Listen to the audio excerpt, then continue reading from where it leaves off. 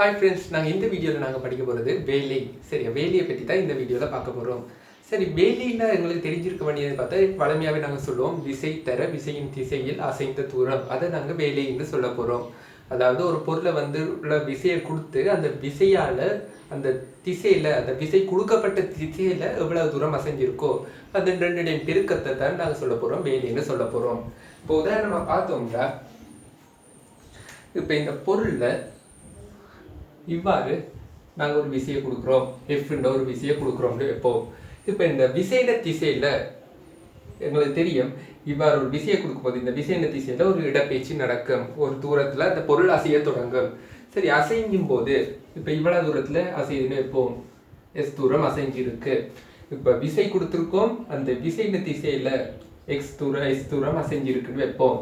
இவ்வாறு அசைஞ்சுன்னா இதை நாங்கள் சொல்ல போகிறோம், இதுதான் வேலைன்னு சொல்லுவோம், எஃப் இன்டூ எஸ்ன்னு சொல்ல போகிறோம். சரி, இப்போ எங்களுக்கு என்னென்ன தெரிஞ்சிருக்கோம்னு பார்த்தோம்னா, இது இந்த அலகை பார்த்தோம்னா ஃபர்ஸ்ட் பரிமாணத்தை பார்த்தோம்னா விசையின் பரிமாணம் இன்டூ தூரத்தின் பரிமாணம். விசையின் பரிமாணம் தெரியுங்களா, பெருக்கு ml t-2, எஸ்ஸின் பரிமாணம் எல்லாம் இருக்க போகுது, ஸோ ml² t-2. இப்போ அடுத்தது அதுட அலகு. வேலையின் அலகுன்னு பார்த்தோம்னா இந்த பரிமாணத்திலிருந்து நாங்கள் டிரெக்டாக எழுதக்கூடியது உண்டு, கிலோகிராம் மீட்டர் ஸ்கொயர் செகண்ட் -2. அதோட தெரியும். இப்போ சில பேர் சொல்லுவீங்க எஃப் இன்டூ எஸ், ஸோ நாங்கள் எப்படி போடலாம், நியூட்டன் இன்டூ மீட்டர்னு போடலாம். சரி, ஆனால் வேலைக்குரிய ஒரு விசேட அலகு எதுன்னு பார்த்தோம்னா ஜூலாக இருக்க போகுது. ஜூல்னா என்னன்னு பார்த்தோம்னா, ஒரு நியூட்டன் விசையை கொடுத்து அந்த திசையில அந்த விசை பிரயோகிக்கப்பட்ட திசையிலேயே 1 மீட்டர் தூரம் நகர்ந்தால் செய்யப்பட்ட வேலையை ஒரு ஜூல் என்று டிஃபைன் பண்ணி வச்சிருக்காங்க. அதாவது இப்போ இந்த பொருள்ல 1 நியூட்டன் விசையை கொடுத்து இந்த பொருளை 1 மீட்டர் தூரம் நகர்த்தினா செய்யப்பட்ட வேலை 1 நியூட்டன் இன்டு 1 மீட்டர் ஒரு ஜூலா இருக்க போகுது. ஆனால் இதில் முக்கியமாக நீங்கள் இருக்கணும், நீங்கள் வேலையின் அலகு பயன்படுத்த போடும்போது இந்த நியூட்டன் மீட்டர் பயன்படுத்தக்கூடாது. காரணம் என்னன்னு பார்த்தோம்னா, நீங்கள் முறுக்கத்துக்கும் இதே அலகு தான் வரப்போகுது.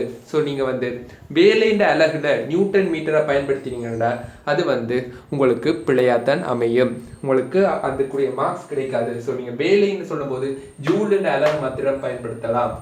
தச்சில் உங்களுக்கு பார்ட் 1ல சிலர் கேட்பாங்க, வேலையின் அலகு பின்வருவனவற்றில் எதுன்னு கேட்டுட்டு ஜூலையும் நியூட்டன் மீட்டரையும் தந்தார், ஜூல் தான் ஆன்சர், நியூட்டன் மீட்டர் என்பது பிழையான ஆன்சர். ஸோ நீங்கள் கவனமாக இருக்க வேண்டியது ஜூலை தான் நீங்கள் வேலைக்கு பயன்படுத்தணும். காரணம் பார்த்தோம்னா முறுக்கத்துக்கு தான் நியூட்டன் மீட்டர் அலகை நாங்கள் பயன்படுத்துகிறோம். நியூட்டன் மீட்டர் அலகு முறுக்கத்துக்கே உரியது, நாங்கள் முறுக்கத்துக்கு வேறு ஒரு புதிதான அலகும் இல்லை. சரி, இப்போ அடுத்தது நாங்கள் தெரிஞ்சிருக்க வேண்டியது, வேலை ஒரு எண்ணிக்கணியமாக இருக்க போகுது. எண்ணிக்கணியம்னால அந்த திசை இருக்க போகிறது இல்லை. ஆனால் இப்போ பார்த்தாலும் அந்த வேலைக்கு நாங்கள் டெஃபினிஷனை பார்த்தோம்னா அந்த விசையின் திசையில் தான் கொடுத்துருக்காங்க. இப்போ இந்த கேள்வியை நாங்கள் பார்த்தோம்னா இவ்வாறு இந்த பொருள்ல இவ்வாறு ஒரு விசையை கொடுக்குறோம், எஃப் இந்த ஒரு விசையை இவ்வாறு கொடுக்குறோம் வைப்போம். இவ்வாறு ஒரு விசையை கொடுக்குறோம், இந்த பொருளை வச்சு இவ்வாறு ஒரு விசையை கொடுக்குறோம். சரி, இதில் தீட்டாவா இருந்துச்சுன்னா செய்யப்பட்ட வேலையை என்னட்டு கண்டுபிடிங்க. இந்த வீடியோ போஸ்ட் பண்ணிட்டு செய்து பாருங்க, செய்யப்பட்ட வேலையை என்னவா இருக்கும்னு செய்து பாருங்க. சரி, இப்போ பார்த்தோம்னா செய்யப்பட்ட வேலையை பார்க்கறதுக்கு போது நாங்கள் என்ன செய்யலாம்டா, இதை வச்சு இந்த தூரத்தில் எங்களுக்கு இடப்பெயர்ச்சி இல்லைன்னு எடுப்போம். அதாவது இந்த குற்றி மேலே எழுபவே இல்லைன்னு எடுப்போம். இந்த குற்றி இந்த தரையோடைய தொடுகையிலே இருக்குன்னு எடுப்போம். இவங்க விசையை கொடுக்கும் போது தரையோடைய தொடுகையிலே இருக்கு. சரி, இந்த இப்போ பார்த்தோம்னா இவ்வாறு கண்டுபிடிக்கிறோன்னு பார்த்தா எங்களுக்கு தெரியாது. எங்களுக்கு தெரியும் மேல் பக்கமாக இடப்பெயர்ச்சியில் கட்டாயமாக இவ்வளோ தூரம் தான் நடந்திருக்குன்னு எடுப்போம். இது எஸ் தூரம்னு எடுப்போம், எக்ஸ் தூரத்தில் நடந்திருக்கு. இந்த செய்யப்பட்ட வேலை என்னன்னு பார்த்தோம்னா தெரியும் விசை தர தூரம். ஆனால் இந்த திசையில் அந்த இடப்பெயர்ச்சி எங்களுக்கு தெரியாது, இந்த இடத்துல இடப்பெயர்ச்சி நடக்கல. ஸோ இந்த கேஸில் என்ன செய்வோம்னு பார்த்தோம்னா எஃப்ன்ற கிடைக்கூற நாங்கள் காணுவோம். இது தெரியும் எஃப்க, இது எஃப் கொஸ் தீட்டாவாக இருக்க போகுது, மேல் திசையில எஃப் சைன் தீட்டாவா இருக்க போகுது. இப்ப நீ தனித்தனியா காணலாம், எஃப் கொஸ் தீட்டா என்னும் விசையால எவ்வளவு வேலை செய்யப்பட்டிருக்குன்னு பார்ப்போம். work done by f cos theta பார்த்தோம்னா எங்களுக்கு தெரியும் விசை தர தூரமா இருக்க போகுது. விசையின் திசையில அசைந்த தூரம். ஸோ இப்போ பார்த்தோம்னா எஃப் cos theta அந்த டிரெக்ஷனை பார்த்தோம்னா ரைட் ஹேண்ட் சைடாக இருக்க போகுது, வலது பக்கமாக இருக்க போகுது.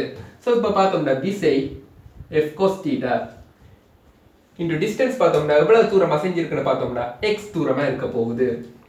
ஸோ இப்போ பார்த்தோம்னா F into X cos theta இருக்க போகுது. ஆனால் எங்களுக்கு கேட்கப்பட்ட கேள்வி என்னன்னா ஃபோர்ஸ் எஃப்பால் செய்யப்பட்ட வேலை. இப்போ நாங்கள் கண்டிருக்கிறது எஃப்ன்ற ஒரு கூறு தான் கண்டிருக்கோம், எஃப் cos theta தான் கண்டிருக்கோம். இப்போ என்ன செய்ய போறோம்னா எஃப் sin thetaவால் செய்யப்பட்ட வேலையை பார்ப்போம். இப்போ உங்களுக்கு தெரியும் எஃப் sin theta வந்து வெர்டிகலாக இருக்க போகுது, மேல் நோக்கி இருக்க போகுது நிலைக்குத்த.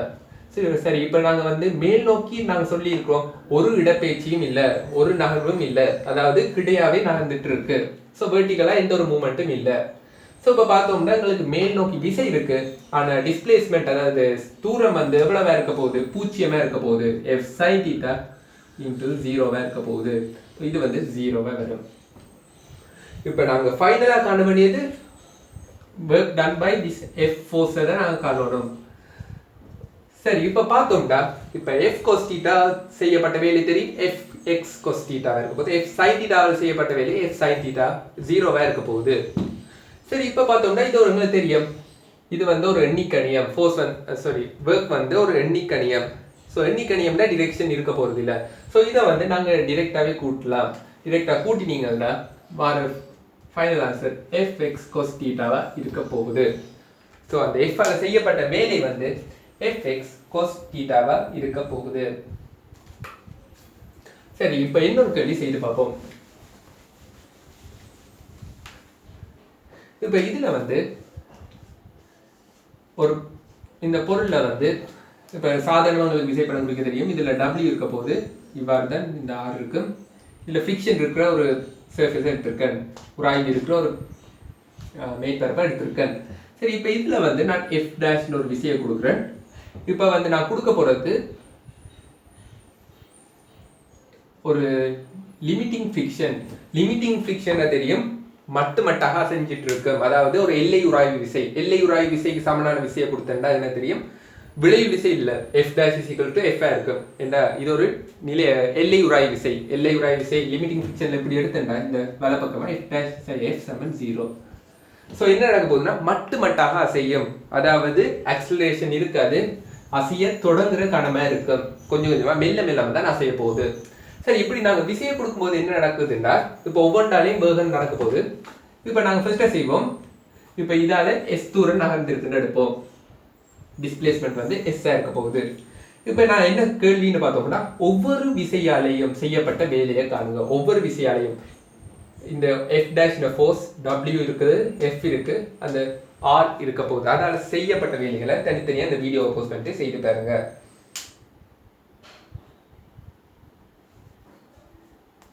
சரி எப்படி செய்யறேன்னு பார்த்தோம்னா இப்போ என்ன தெரியும், இப்போ எஃப் டேஷ்ல ஈஸியாக சொல்லலாம், எஃப் டேஷால செய்யப்பட்ட வேலை.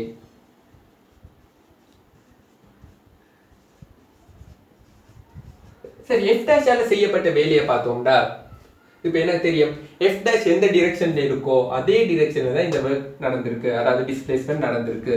ஸோ நான் டிரெக்டா போடலாம் எஃப் டேஷ் இன்டு எக்ஸ். காரணம் என்னன்னு பார்த்தோம்னா ஒர்க்குரிய ஈக்குவேஷன் வந்து ஃபோர்ஸ் இன்டு டிஸ்பிளேஸ்மெண்ட் அதே டிரெக்ஷன்ல இருக்கணும். ஃபோர்ஸ் கொடுக்கப்பட்ட டிரெக்ஷன் இது, டிஸ்பிளேஸ்மெண்ட்டும் இந்த பக்கம் தான் நடந்திருக்கு. இப்போ அடுத்தது நான் பார்க்க போறேன் எஃப் ஆல செய்யப்பட்ட வேலையை பார்ப்போம், ஃப்ரிக்ஷனால.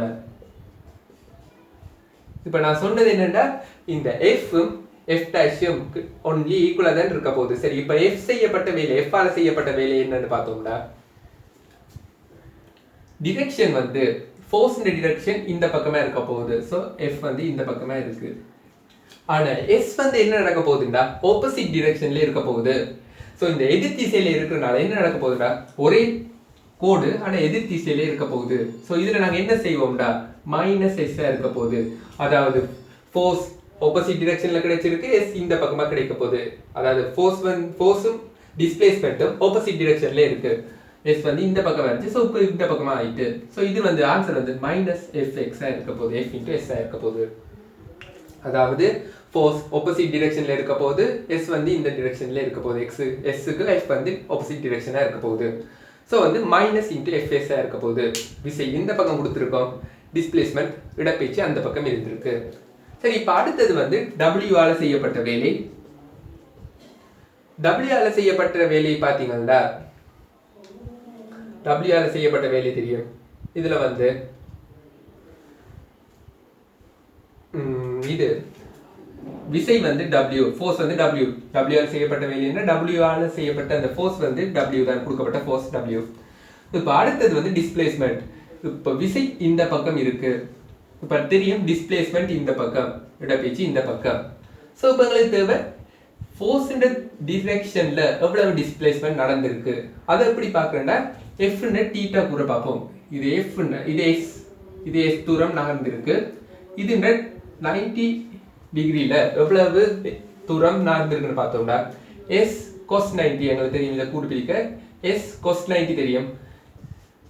cos 90 0வா இருக்க போகுது. ஸோ S இந்த இடப்பெயர்ச்சி, இந்த நிலைக்குத்து இடப்பெயர்ச்சி 0வா இருக்க போகுது. ஸோ W × 0 0வா இருக்கு.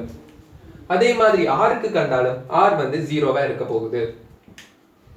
சரி, இப்போ நான் ஏற்கனவே சொல்லியிருந்தேன் அந்த F' வந்து F-க்கு ஈக்குவலா இருக்குன்னு எடுத்துருக்கோம். அதாவது மட்டாக அசையுதுன்னு சொல்லியிருந்தோம். அதாவது லிமிட்டிங் ஃப்ரிக்ஷன் தொலைப்பட்டிருக்குன்னு சொன்னேன். ஸோ இதில் நாங்கள் டிரெக்டாக சொல்லலாம், இது வந்து -F' இருக்க போகுது. ஸோ இது இப்போ பார்த்தோம்னா இப்போ மொத்த வேலை அந்த தொகுதியில அந்த குற்றியில ஏற்படுத்தப்பட்ட மொத்த தேறிய வேலை ரிசல்டன்ட் ஒர்க் என்னன்னு பார்ப்போம். ஒர்க் இன் தட் சொல்லிட்டு பார்த்தோம்னா தேறிய வேலையை பார்த்தோம்னா அந்த குற்றியில ஏற்படுத்தப்பட்ட தேறிய வேலை இப்போ தெரியும் F(S) தான் இருப்பது. F'(S) மைனஸ் F'(S) மீதி எல்லாமே 0 தான் வந்துச்சு. ஸோ இதை கூட்டிங்கன்னா 0. ஸோ இதில் அந்த குற்றியில் ஏற்படுத்தப்பட்ட தேறிய வேலை ரிசல்டன்ட் ஒர்க் வந்து என்னவா இருக்க போகுதுன்னா 0வா இருக்க போகுது. F-ன்ற விஷயால் F' நாங்கள் கொடுத்த விஷயால F'(S). F அந்த ஒர்க் வந்து ஃப்ரிக்ஷனால் செய்யப்பட்ட ஒர்க் வந்து மைனஸாக இருக்க போகுது. காரணம் டிரெக்ஷன் வந்து டிஸ்பிளேஸ்மெண்ட் டிரெக்ஷன் வந்து ஆப்போசிட்டாக இருக்க போகுது. அதனால -F(S) இருக்க போகுது. W ஆல செய்யப்பட்டது வந்து 0வா இருக்க போகுது. காரணம் என்று பார்த்தோம்னா அந்த ஒர்க் ஃபோர்ஸ் கொடுக்கப்பட்ட டிரெக்ஷன்ல வந்து வேலை நடக்கல, அதாவது தூரம் இல்லை, இடப்பெயர்ச்சி நகர்வு இல்லை. ஸோ இப்போ பார்த்தோம்னா தேறிய வேலை வந்து 0வா இருக்கு. அதுன்ற மீனிங்கை வந்து நாங்கள் அடுத்த சக்தியின பாடம் படிக்கும்போது அதை பார்ப்போம். அதுக்கு ஏன் 0வா வந்துச்சு, அதால என்ன நடக்குதுன்றதை நாங்கள் சக்தின்றதை வச்சு நாங்கள் இதை விளங்கப்படுத்தலாம். அதை வந்து நாங்கள் அடுத்து வரும் வீடியோல பார்ப்போம். இப்போ பார்த்தோம்னா இப்போ எங்களுக்கு தெரிஞ்சிருக்க வேண்டியது அடுத்தது, இப்போ F(S) கிராஃப் இருந்துச்சுன்னா, அதாவது தூரத்தோட விசை மாறுற கிராஃப் இருந்துச்சுன்னா, இப்போ நாங்கள் ஒரு பரப்பு தராங்க, இப்படி ஒவ்வொரு தூரத்துலேயும் எங்களுக்கு விசை தரப்பட்டிருக்கு. இந்த தூரத்தில் உதாரணமாக 4 மீட்டர் தூரத்தில் இந்த விசை கொடுக்கப்பட்டிருக்கு, 5 மீட்டர் தூரத்தில் இவ்வாறான ஒரு விசை கொடுக்கப்பட்டிருக்கு. ஸோ இதில் வந்து என்ன காணலாம்டா, இதனுடைய பரப்பு என்ன தரப்போகுதுன்னா இந்த கிராஃப் ஏரியாலேருந்து என்னத்தை காணலாம்னு பார்த்தோம்டா, ஏரியா வந்து F(S) இருக்க போகுது. F(S). ஸோ இதுலேருந்து சொல்லலாம், இதுலேருந்து காணக்கூடியது வந்து இதுலேருந்து நாங்கள் மொத்த ஒர்க்கை காணலாம், செய்யப்பட்ட மொத்த வேலையை இதுலேருந்து காணலாம். இந்த மொத்த வேலையை இந்த பரப்பு தரப்போகுது, இந்த ஏரியா வந்து மொத்த ஒர்க்கை தரப்போகுது. சரி, இப்போ அடுத்தது என்னோட எங்களுக்கு தெரிஞ்சிருக்க வேண்டியது வேலை மாதிரி. அடுத்தது எங்களுக்கு தெரிஞ்சிருக்க வேண்டிய ஒரு சின்ன டேர்ம் வந்து பலு.